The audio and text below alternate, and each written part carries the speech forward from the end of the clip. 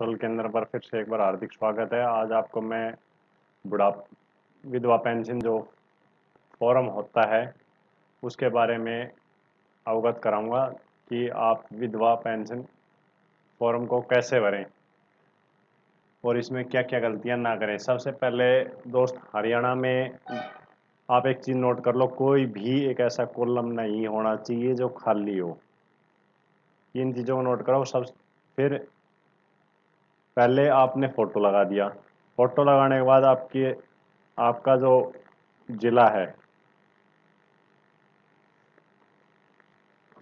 जिला जो भी आपकी डिस्ट्रिक्ट है उसका नाम डाल दो।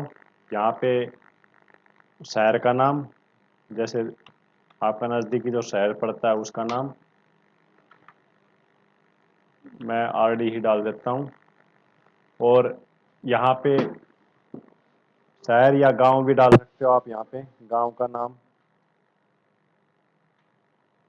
यहाँ पे आपका जो वार्ड पड़ता है 9-10 जो भी है। आवेदन की तिथि आज मैं डाल देता हूँ। जो भी आज तिथि है, जो भी आपकी वो तिथि है वो आप अपनी डाल लें। ऐसे आपने आवेदन तिथि डाल दी। आवेदन तिथि, प्रार्थी का नाम। दोस्तों, इसमें क्या होता है कि जो प्रार्थी होता है उसी का नाम, तो इसमें आप अपना सेल्फ नेम, यहाँ पे भी पिता का नाम, self father name,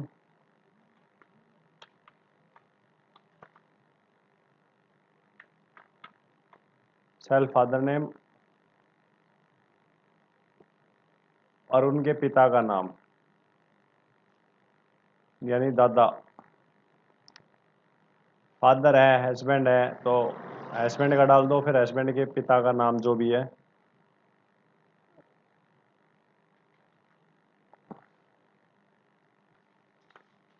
grand father name कर दिया यहाँ पे हमने।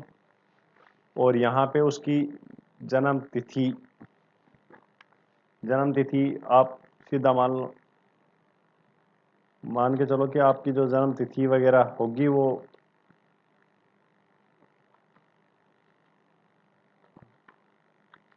1950 या जो भी है आप वो यहाँ पे डाल देंगे। आयु, उसके हिसाब से आयु आपकी 60 साल होगी वो डाल देंगे।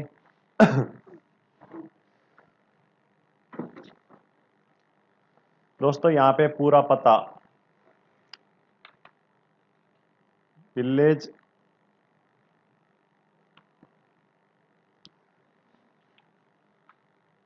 गांव नेम, फिर कोमा, फिर डिस्ट्रिक्ट,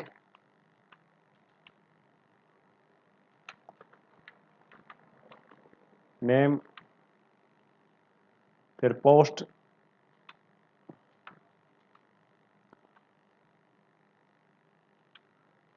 पोस्ट नेम, फिर पिन, जो भी आपका पिन कोड है, कुछ भी हो आपका पिन कोड हो सकता है, वो आप यहाँ पे पिन कोड डाल दें। ये यहाँ पे आप सेल्फ नेम,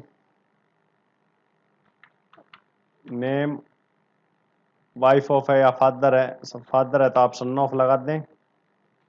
और यदि वाइफ ऑफ है तो आप वाइफ ऑफ नेम लगा के पूरा पता यहाँ पे भर देंगे। यहाँ पे आपका पिन कोड दोबारा से भर दें, जो भी है 1 2, सॉरी यहाँ पे आ गया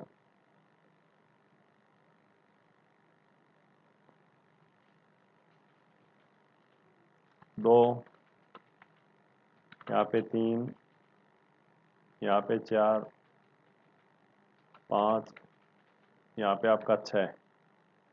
फिर आपके कार्ड संख्या नंबर जो भी है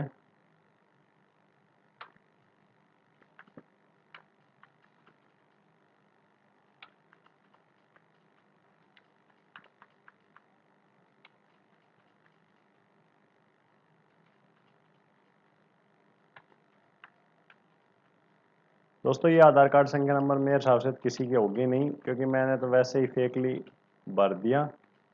और आपका जो है वो आधार कार्ड यहाँ पे भर दें। यहाँ पे IFSC कोड जैसे PUNB GT जो भी है 0234 जो भी है वो भर दें। यहाँ पे आपका जो खाता है, खाता संख्या नंबर जो भी आपकी खाता संख्या नंबर है वो आप भर दें। यहाँ जो आपका बैंक है उस बैंक का जो भी आप नाम है वो और शाखा कहाँ पे है वो यहाँ पे भरने के बाद ये आपका कॉलम सही होगा। कैटेगरी आप BC OBC जर्नल या सामान्य जो भी हैं उस पे आप अपना टिक का निशान लगा दें। मैंने तो वैसे ही अक्सर लिख दिए, क्योंकि यहाँ पे इसमें टिक हो नहीं सकता है, इसलिए मैंने यहाँ पे कर दिया। गरीबी संख्या नंबर नहीं है तो 9 और यस जो भी आपका ऑप्शन है वो चूज कर लें। यहाँ पे हरियाणा प्रमाण पत्र है तो आप यहाँ पे यस पे टिक लगाओगे, क्योंकि आप हरियाणा के वासी हैं तो ये आपकी बनेगी, तो यहाँ पे आप यस पे टिक कर दोगे। और यहाँ पे मृत्यु तिथि जो भी आपके हस्बैंड वगैरह की मृत्यु तिथि है आप वो डाल दोगे। महिला है तो आप, यदि आप निश्चित महिला हैं तो आप निश्चित होने का कारण जो भी डेथ का कारण है आपका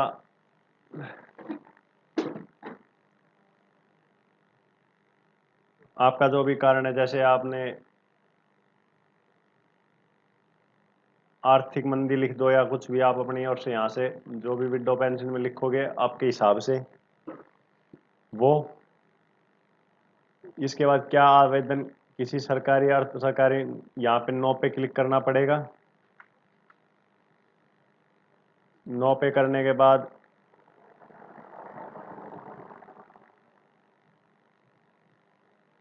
तो यहाँ पे भी आप नो जरूर लिखें, क्योंकि क्या होता है ऊपर नो लिखने के बाद आप है ना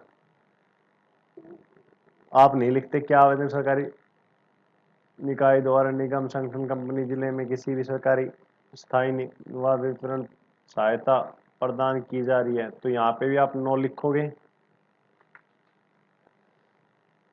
यदि आप विधवा हैं तो स्वयं की सभी साधनों और मिलने का ब्याज आदि की शामिल करके आपको कितनी इनकम है। तो दोस्तों आप सीधा इसको 80 90 या 1000 भर सकते हैं, क्योंकि आजकल BPL वाले 60 भरते हैं, तो आप अपने हिसाब से देख के भरना पड़ेगा।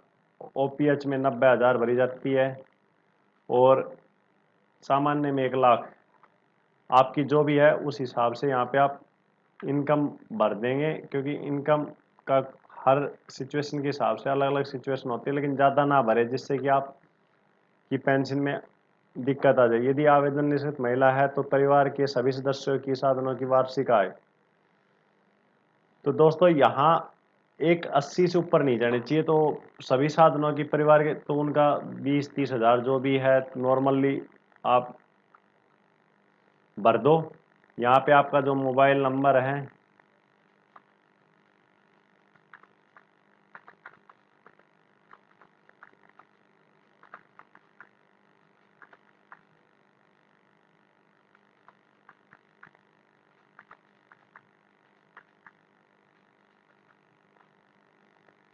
यहाँ आवेदक के साइन अंगूठा जो भी हैं आप वो लगाना पड़ेगा। मैं तो आपको साइन से बता रहा हूँ, अंगूठा है तो आप अंगूठा जरूर लगवा लें। यहाँ भी आवेदक का अंगूठे का निशान या साइन, और एक यहाँ पे भी। और अब आ जाते हैं इस फॉर्म को। यहाँ पे आपको महिला का नाम,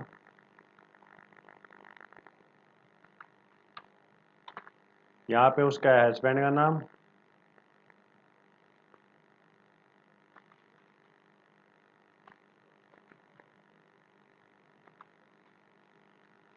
यहाँ पे आपको भरना है जो भी आपका गांव, जो भी आपका एड्रेस है वो सेम आपको यहाँ से उठा के करता हूँ, जगह कॉपी पेस्ट वगैरह नहीं, कॉपी पेस्ट नहीं होगा। इसी तरह आप यहाँ पे भी अपना जो भी एड्रेस है वो एड्रेस भरें, और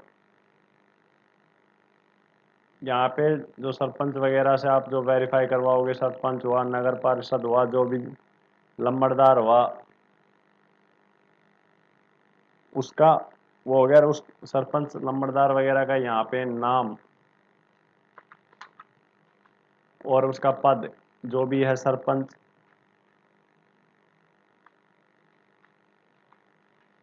जो भी उसका पद है। दोस्तों एक चीज़ यहाँ नोट करने वाली है, यदि आप सीएससी सेंटर चला रहे हो तो थोड़ा सा ध्यान यहाँ पे दे लें। आप अपनी सीएससी की जो मोहर है, यहाँ पे कहाँ गई वो स्टम्प फोटो, सरपंच फोटो, ये स्टम्प, यहाँ पे स्टंप जरूर लगा दें, क्योंकि स्टंप लगाने से क्या होगा कि आपकी जो आपके पास ई दिशा वगैरह है तो वहाँ से रिजेक्ट होगी, तो आपको मॉडिफाई पे दे देगा, जिससे कि आपको इसकी दोबारा 3 महीने का जो प्रोसेस है वो पूरा करने का जरूरी नहीं होगा, और आपका काम आसानी से हो जाएगा। नमस्कार दोस्तों, धन्यवाद दोस्तों।